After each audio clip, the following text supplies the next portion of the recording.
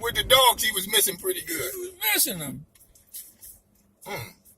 He kept on shooting. I thought Harry had a whole gang of rabbits. Mm. And another guy was up there with it. He came down ahead of me. He said, Johnson, you done got a whole gang of rabbits. And Harry ain't got them rabbits. Johnson, let's go back up there.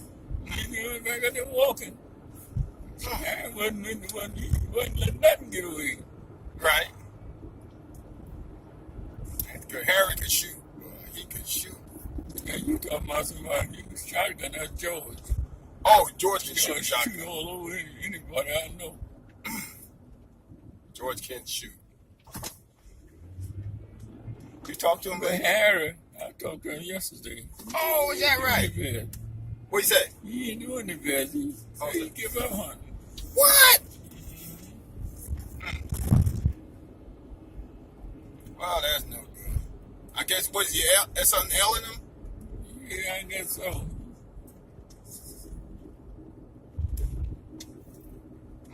He make any mention of it? Yeah, he been kind of going down for the last 4 or 5 years or maybe more.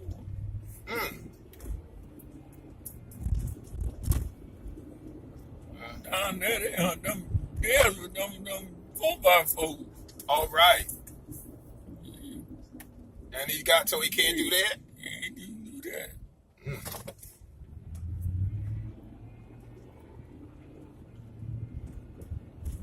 You know, he let you get one of them things in the woods. Yeah. He got one of his own. Have you ever ridden one? Nope. You said that kind of matter of fact, Mr. Johnson. You rode a motorcycle before, though. I rode no motorcycle. I tried to ride one. That motorcycle got away from me and left me. Oh, shucks. I rode a scooter. A scooter? Yeah. Okay. And you made out pretty good with that? Oh, yeah, I owned that. Everybody used to ride that thing. I can ride that little old thing. I can ride that little thing. Everybody rode that thing, got it full. Is that right? Thought got too good to them, thought they know everything. Right. But it did something for them.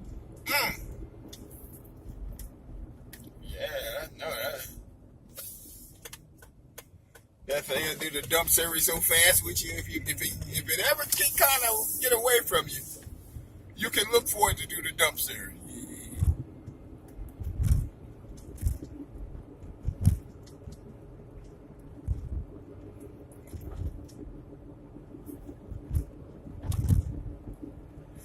Mr. Johnson, wouldn't you say you worked at Winchester? 1942.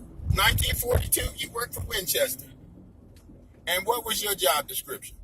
Machine shop. Machinist. No kidding. Did they put you on anything like barrels or? No, I was a trigger house. Trigger housing? Yeah. Is that right? From then to when?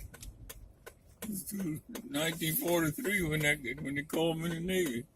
And then you went straight from Winchester to the Navy. A lot of folks, well, I don't guess a lot of folks, but a lot of folks are interested in that old Winchester stuff and knowing people that actually worked back in the olden days on Winchester. I mean, was it Winchester or was it repeating arms back then, or how they call it? Yeah, it's just repeating arm company after the toddler. That's pretty good. That's nice to talk about that. Not too many people know people that used to work for the Winchester. That's kind of a big deal as far as I'm concerned. And what your shift look like, Mr. Johnson? Like, what would you go in and how would you set up? I work both shifts. I work night shift. That's the one I like better. You work like the night shift? Yeah, they had 3 shifts going in there. Is that right? Mm-hmm. And you go in. Winchester's a big place. Yeah. Where were you living at the time when you worked for Winchester? About 3 or 4 blocks from the plant. Is that right? Mm-hmm. And would you just walk or did you drive that? Walk. Yeah. Mm. How long had you been married by then? Married? You weren't married? Shit, no, I was. Oh. I didn't get there until I was 28 years old. I was 17 then. Oh, you were 17 then. Hmm. No kid.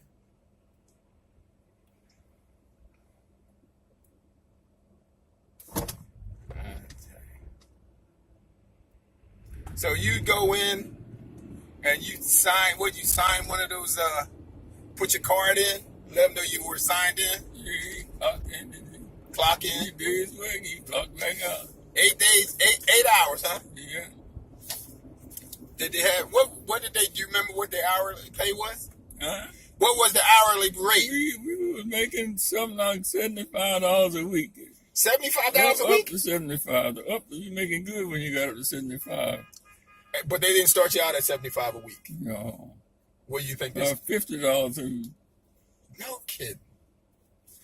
$50 a week. 40 hours. 40 hours. That was big money then. No kidding. Like what would A you? lot of jobs wasn't paying for $30 a week, 35 and all like that. Wow, $35 a week.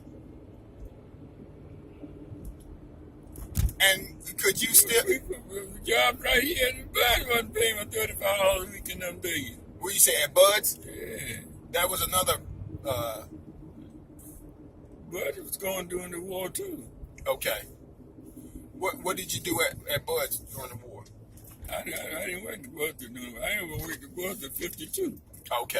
Yeah, because you were in the service. Yeah. My goodness, $35 a week. And at $50 a week. You was way up in the money. And you were making 75. Mm-hmm. What would you be like? Did you have any reservations about buying anything? No. I just left home. Oh, so that was a whole. Got out. No kidding. So what? Like say, I left the farm. you left the farm, Yeah, on the farm. right? I first left the farm. I went to the NYA where they train you for the jobs and things like that.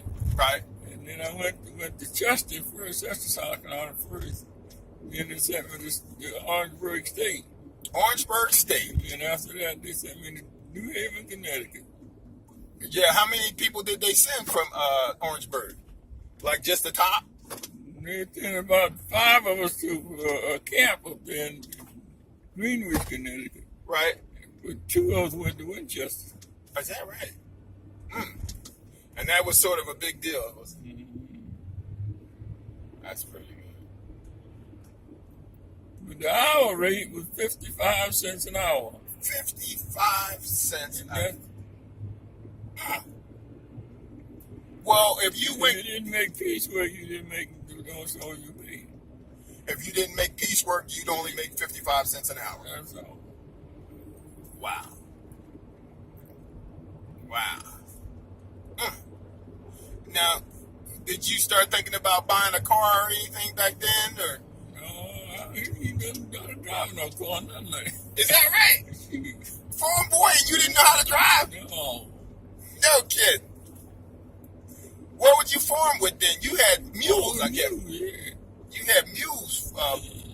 A team or just one as It was 2 of them. It's 2 mules. right? Wow. A mule. I leave them mules down there.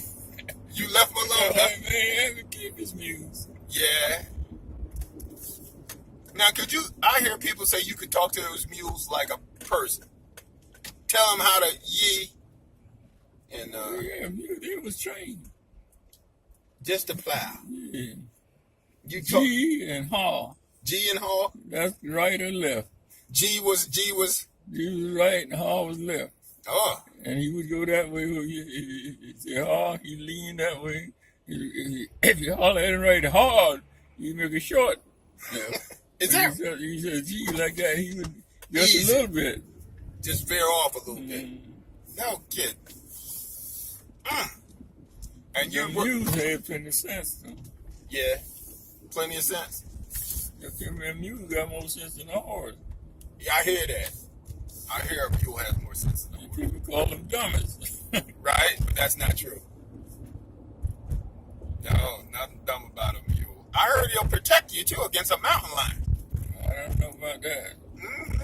Fellas out west say he'll protect you against a mountain lion. If the mountain lion is trying to get on you, he'll protect you. He'll kill that mountain lion. Yeah, that's what the guys out west say. So I kind of halfway believe them, seeing them. They deal with them all the time. I tell you. So when you were at the Winchester, you just work your shift and then you go home, or would you do other things too? I was boarding it. The lady was boarding or something. Is that right? I went on a little year, so a little over a year. Right. I got drafted. Right. I should have went right straight back when I left, got out later, but I didn't. I come back to Philadelphia. Yeah, you had other plans? Yeah, I didn't know too many people in Winchester and didn't even know me. Right, it was kind of foreign to you. And I had people here in Philadelphia. Right. Is that where you met your wife? Yeah, but she had just, when I met her, she didn't come in to 50, 49 or 50. Oh, is that right?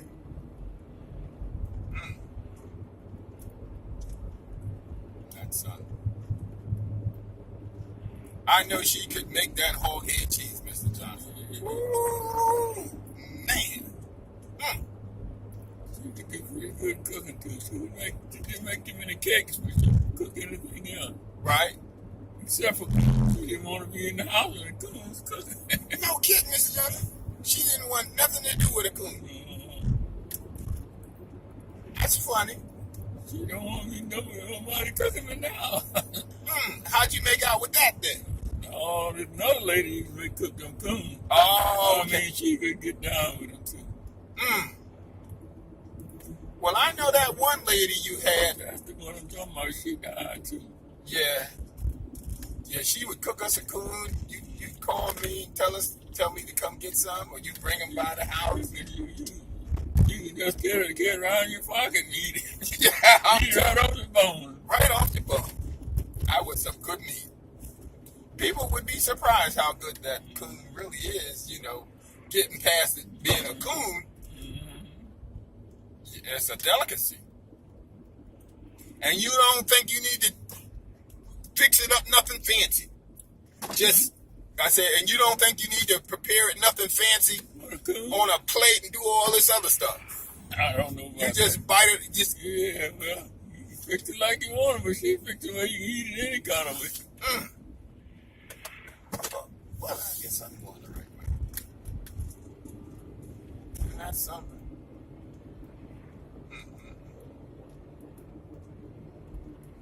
That's good. Nowadays, people don't even, well, I guess city folks, but I guess a lot of people still eat coons and Like people don't eat them. they don't like it. They don't eat them. Well, I wonder, I guess they grew up on them back in the olden days. I guess they kind of getting away from it, or? I don't know. Yeah, because everybody I talk to here in the city, they look at you funny when you say, well, you're going squirrel hunting or you're going coon hunting. They've never heard it before. Yeah. And let alone rabbits. I guess they kind of heard of rabbit hunting, but that's kind of more acceptable. But most of these folks have never had a wild rabbit, let alone a pheasant or anything else. So I guess that's the way it is. I guess things change. I guess. But I'm sure glad that we can still hunt. How old are you now, Mr. Johnson? 93. 93. Woo!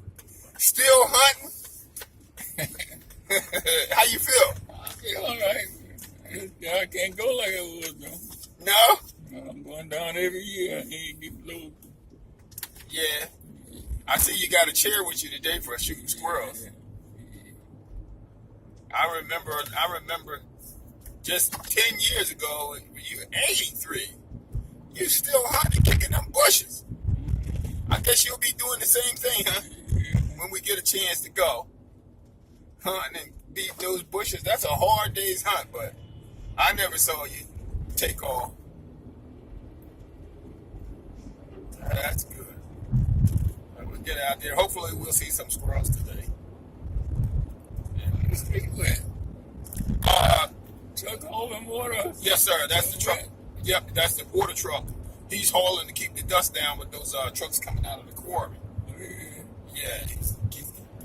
Other than that, the township and the, they'll complain about the dust.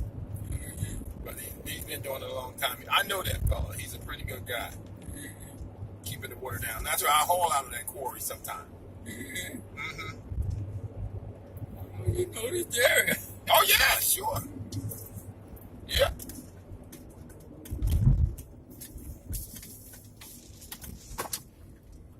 Yeah, Flowertown Road and Joshua and Flowertown Road.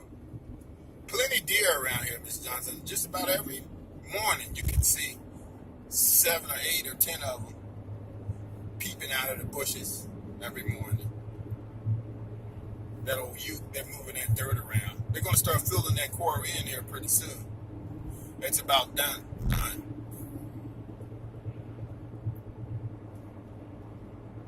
But just in the last 10 years, they built up this berm here. The people here on this side of the road, they were looking right into the quarry with a little raggedy fence. Now they have it looking awfully nice, like they have it built up. It looks really pretty now.